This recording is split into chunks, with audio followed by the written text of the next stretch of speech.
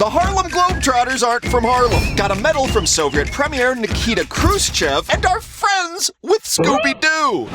Facts about the Harlem Globetrotters! Number 5. They're not from Harlem. So where are they from? The original team were all from Chicago's South Side and started out in 1927 as the Savoy Big Five. All the way from Chicago.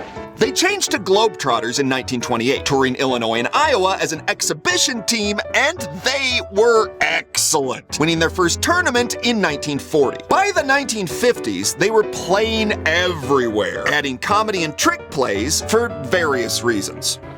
Who'd you talking about? The Globetrotters were still a real basketball team, but kind of like WWE is real wrestling. I think this is fake. You think it's fake? What's that? Is that fake?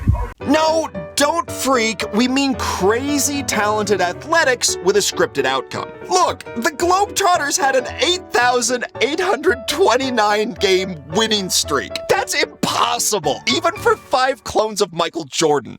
Number 4. Breaking racial boundaries. The Globetrotters shot hoops in a very segregated era. How to phrase this? Back then, if professional basketball owned Cold Stone Creamery, they would have only sold vanilla ice cream until 1950. Yikes. Yeah. Because 1950 was when the first black player signed an NBA contract, and that black player was a Harlem Globetrotter. Which one? Nat Sweetwater Clifton. Yeah, the Globetrotters made a difference. The following year, they were named Ambassadors of Goodwill by the U.S. State Department. Oh, you know who else was a Globetrotter? Wilt f***ing Chamberlain. Chamberlain's in the NBA Hall of Fame. The guy scored 100 points in one game and started out as a Harlem Globetrotter. F***ing legend. Number 3. Where have they played basketball? The answer is everywhere. In the world. They're Globetrotters. It's in the name, isn't it? Their skill level and entertainment factor has captivated kids, presidents, and popes. Plural. Pope John Paul II and Pope Francis are both honorary Globetrotters. That old man dribbled like a Harlem Globetrotter. What the hell?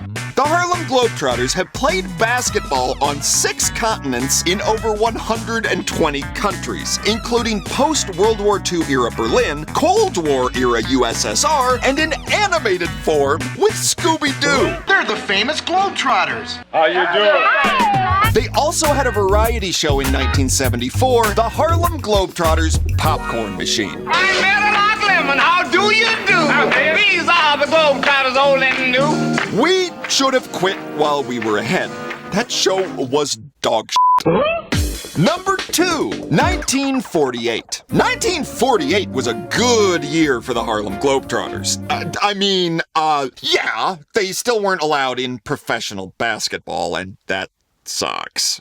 But otherwise, Such a great year. they played 345 games in 1948. In 1 year! Damn, that's a lot of games. And even though they weren't allowed in the BAA, the precursor to the NBA, they did play an exhibition game against a pro team in 48, the Minneapolis Lakers. This was a big deal. The Lakers were very talented and very, very white. Yikes.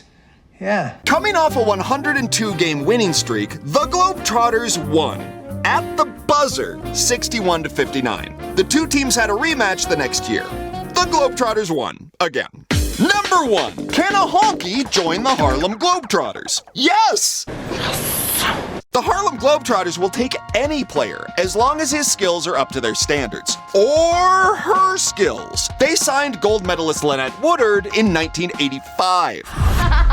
They don't discriminate due to race, gender, or size. For example, here is Globetrotter Mellow Lark Lemon with child actor Gary Coleman. Gary didn't make the team, but not due to size discrimination. His ball handling skills are garbage. Plus, he was 11. Who'd you talking about? But we're talking about honkies. Bob Karstens was a Globetrotter in 1943, and their manager was a cracker. Abe Saperstein joined up in 1928, was responsible for adding Harlem to the team name, and that guy is whiter than Tilda Swinton. If we got any facts wrong, please let us know in the comments. If we nailed it, please like and subscribe. It helps the channel a ton. Most importantly, thanks for watching.